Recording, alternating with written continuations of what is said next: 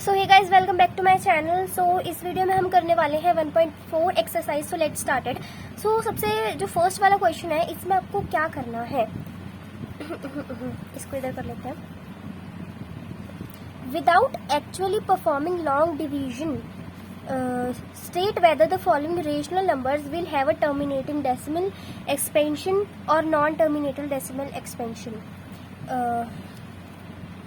Long division यानी कि आप ये डिवाइड की फॉर्म में लिखा, आप या तो इसे पूरा अच्छे से डिवाइड करके देखोगे, फिर अगर ये इसके डेसिमल आ रहे होंगे तो आप बताओगे टर्मिनेटिंग डेसिमल है फिर नॉन टर्मिनेटिंग डेसिमल है ना, जैसे कि ऐसे।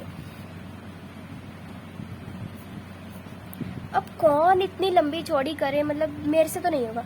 इसके लिए एक अलग मेथड है, वो यूज करके हम बताएंगे कि ये टर्मिनेटिंग डेसिमल है या फिर नॉन टर्मिनेटिंग डेसिमल है। So let's start the video. So सबसे जो फर्स्ट पार्ट है इसको कट कर दो, फर्स्ट पार्ट करते हैं इसका। क्वेश्चन नंबर 1 का फर्स्ट पार्ट इसमें है 13/3125। इसमें हमें क्या करना होता है, जो नीचे वाली चीज होती है ना, ऐसे जो नीचे वाली चीज होती है उसके प्राइम फैक्टर कर लेते हैं। 5 से कट जाएगा कितना आएगा 625, फिर 5 से कट जाएगा 125, फिर 5 से कट जाएगा 25, फिर 5 से कट जाएगा 5, फिर 1, है ना। तो यहाँ पर मैंने देखा जो 5 के फैक्टर आ जाएंगे, यानी कि Q इक्वल्स टू आ जाएगा 2 की पावर 0 कुछ नहीं है 2 और 5 की पावर 5। तो देखो यहाँ पर एक रूल आता है कि अगर आपके जो क्या कहते हैं रिमाइंडर में या तो कोई 5 आ जाए या फिर 2, देखो या तो इस फॉर्म में आ जाए 2 मल्टीप्लाई बाय 5, या फिर 2 की पावर 0 मल्टीप्लाई बाय 5, या फिर 2 की पावर कुछ भी मल्टीप्लाई बाय 5 की पावर 0। अगर इस फॉर्म में आए तो वो टर्मिनेटिंग डेसिमल होगा। बट अगर आपका 3 मल्टीप्लाई बाय 7 की पावर 3, या फिर 5 मल्टीप्लाई बाय 7 की पावर 3, या फिर 5 2 फिर 7 की पावर 3, या फिर 7 नहीं, कोई भी एग्जांपल ले लो 5 6 7 8 9, अगर ऐसे आ जाए तो वो नॉन टर्मिनेटिंग डेसिमल होगा। सिंपल ये बात है कि अगर 2 और 5 उसके फैक्टर्स में आता है तो वो टर्मिनेटिंग डेसिमल होगा। सो लेट्स स्टार्ट। इसमें मैंने देखा कि 2 की पावर 0 और कुछ 5 की पावर आ रही है, तो मुझे पता चल गया कि ये क्या हो गया, टर्मिनेटिंग डेसिमल एक्सपेंशन होगी। ठीक है, इसका नेक्स्ट पार्ट करते हैं। नेक्स्ट पार्ट को और इंटरेस्टिंग बनाने के लिए पेन चेंज कर लेते हैं। ठीक है, 7/8 8 के फैक्टर कर देते हैं ना। क्या है मेरे फैक्टर्स, मेरा Q आ गया, Q इक्वल्स टू 2 की पावर 3 मल्टीप्लाई बाय 5 की पावर 0। सो यहाँ से भी मुझे पता चल गया कि टर्मिनेटिंग है, बिकॉज मैंने आपको बताया था अगर 2 की पावर कुछ भी और 5 की पावर 0 तो भी वो टर्मिनेटिंग होता है। So it is also terminating decimal. Okay, तो मैं पेन चेंज कर करके कराऊंगी, बिकॉज इन पार्ट्स में से मज़ा नहीं आता है। नाउ 64/455 455 के फैक्टर्स कर लो।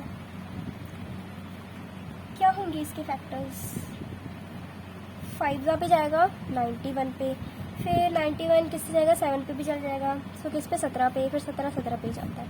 ठीक है, तो मैंने देखा जो मेरा Q है वो कितने के इक्वल आ जाएगा 5 की पावर मल्टीप्लाई 7 की पावर 17 की पावर।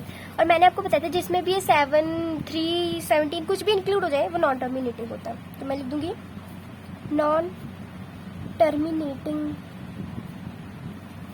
डेसिमल। सो आपको समझ में आ रहा होगा, बस आपको ये देखना है अगर आप फैक्टर बनाते हो बस नीचे वाले से ओनली डिनोमिनेटर के फैक्टर बनाने होते हो। डिनोमिनेटर के फैक्टर में आपको जो फैक्टर्स है वो चेक करने होते हैं। अगर फैक्टर्स में 2 और 5 आता है या फिर ओनली 5 आता है फिर ओनली 2 आता है तो वो टर्मिनेटिंग होगा। बट अगर 3 7 17 कुछ भी आ जाता है तो वो नॉन टर्मिनेटिंग होगा। पार्ट नंबर 4 क्या है,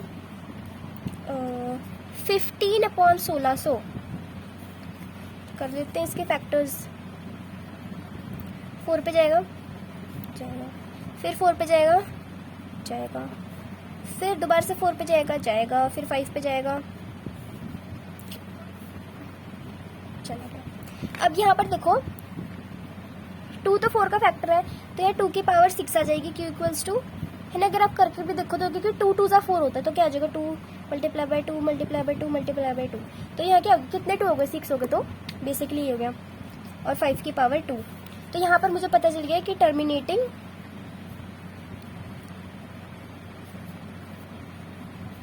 डेसिमल है। नेक्स्ट पार्ट पे चलते हैं। ओहो मैंने बोला था पेन चेंज करूंगी। 29/343 हमें पता है अगर 7 का क्यूब करो तो 343 आता है, तो 749 सा कितने पे आता है एक बार देख लेते हैं ना। हाँ 749 सा। सो मुझे पता चल गया जो Q है वो इक्वल है 7 की पावर 3। इसमें 2 और 5 का कोई जिक्र नहीं है, तो इट इज नॉन टर्मिनेटिंग।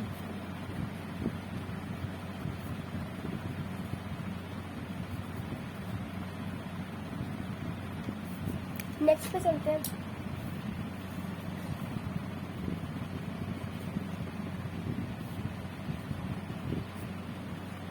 सो वाह भाई वाह, क्या क्वेश्चन है। यहाँ पर देखो आप खुद ही दे रखा है इन्होंने। सो इस क्वेश्चन में आपको खुद ही पहले से बता रखा है, इसकी डेसिमल एक्सपेंशन खुद ही खोल के दे रखी है। तो यहाँ से मुझे पक्का पक्का पता चल गया कि ये टर्मिनेटिंग है। क्यों? इसके क्योंकि इसमें 2 और 5 आ रहा है।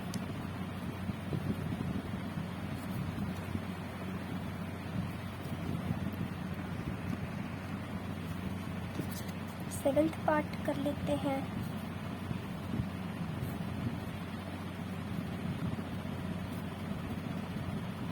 सो इसमें देखो 2 और 5 तो है ही, बट 7 भी इंक्लूड हो गया तो ये नॉन टर्मिनेटिंग हो जाएगा।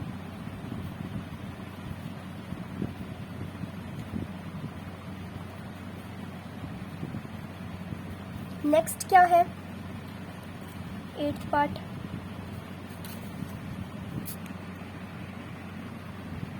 होपफुली दिख रहा होगा।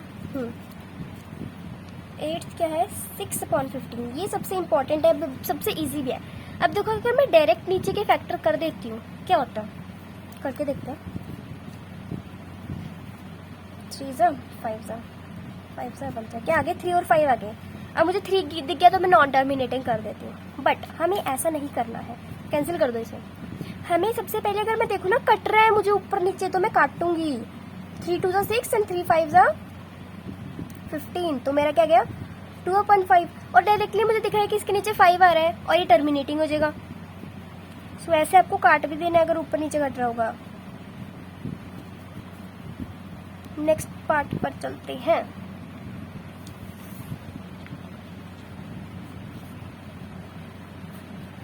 यहाँ भी कट रहा है देखो 7 5 ज़ा नहीं हाँ 7 5 ज़ा और 5 7 ज़ा 5 7 ज़ा 35 और 5 10 ज़ा इतना।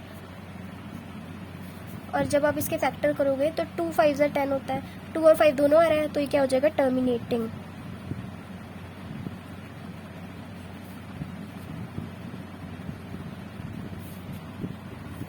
Next part 9th one.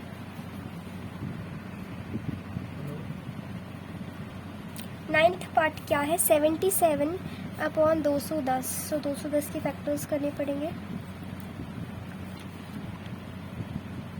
210 के फैक्टर्स।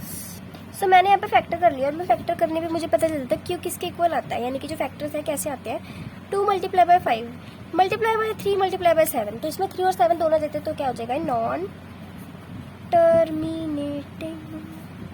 देखो 2 और 5 के साथ कोई भी नंबर आ जाए तो वो नॉन टर्मिनेटिंग ही होगा।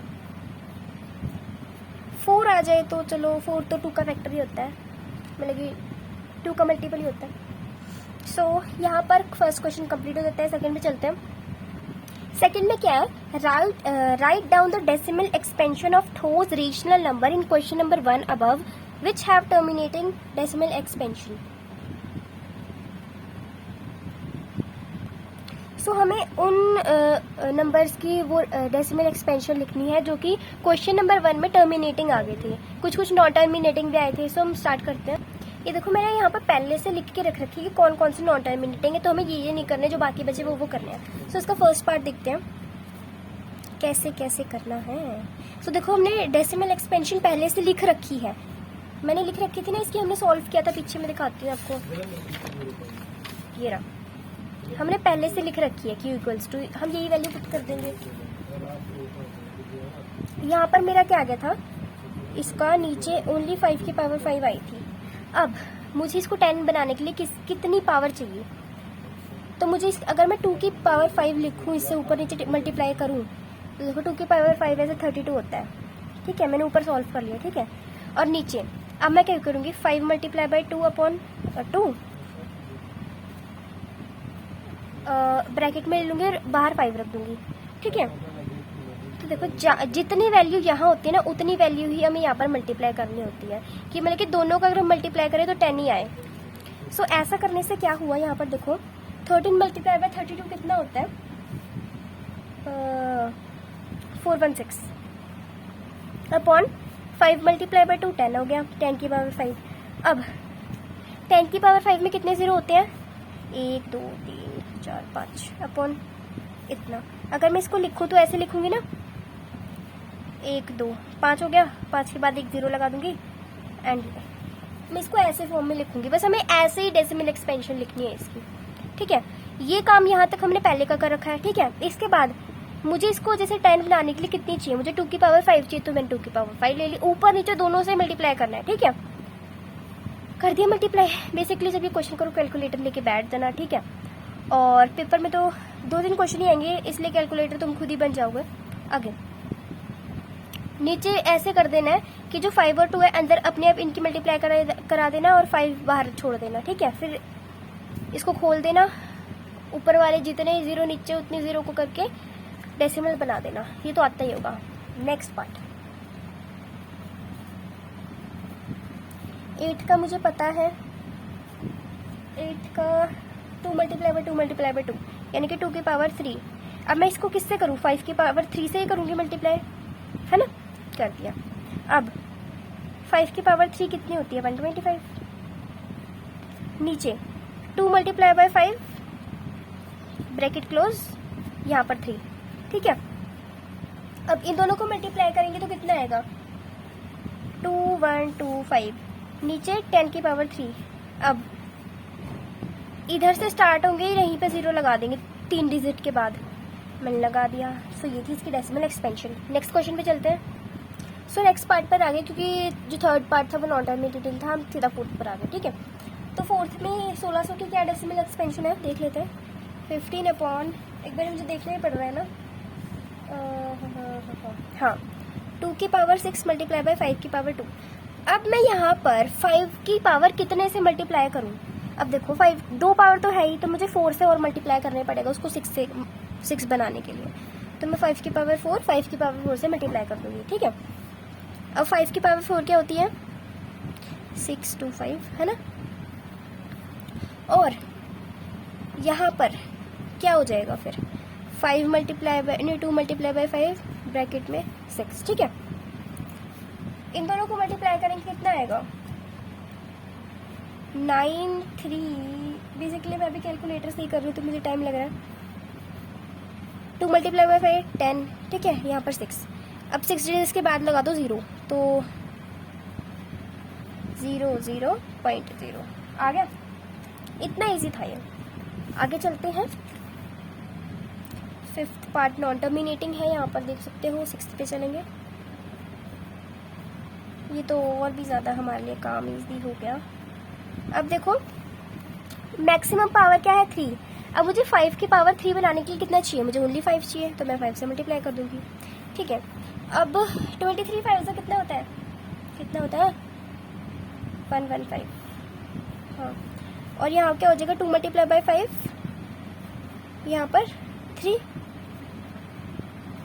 10 की पावर 3, यहाँ 10 की पावर 3 है। ठीक है, सो जब मैं इसको ऐसे करूँगी तो ऊपर ले जाऊँगी, ऐसे आ जाएगा। नेक्स्ट है 7th पार्ट नॉन टर्मिनेटिंग है। 8th पर चलते हैं। बेसिकली अगर जब आप प्रैक्टिस करोगे ना, आपको अपने आप आता जाएगा। काट देंगे। अब मुझे 10 बनाने के लिए कितनी चाहिए, कि 5 की पावर 1 है, तो मल्टीप्लाई करूँगी 2 की पावर 1 2 की पावर 1, 2 2 ज़ा 4 अपॉन 5 2 ज़ा 10। ठीक है, अब ये तो बहुत ईजी हो गया, है ना। ऐसे ही 9th क्वेश्चन करते हैं। 9th भी इजी होने वाला है, बहुत इजी पीजी। 7/10, ये तो और भी ज़्यादा इजी। अब क्या लोगे? 10th पार्ट हो ही चुका है, नॉन टर्मिनेटिंग। सो यहीं पर देखो कितना आसानी से हमने सारे जो पार्ट्स हैं कवर कर दिए हैं। ये देखो बस इतने से पेज में हो गए।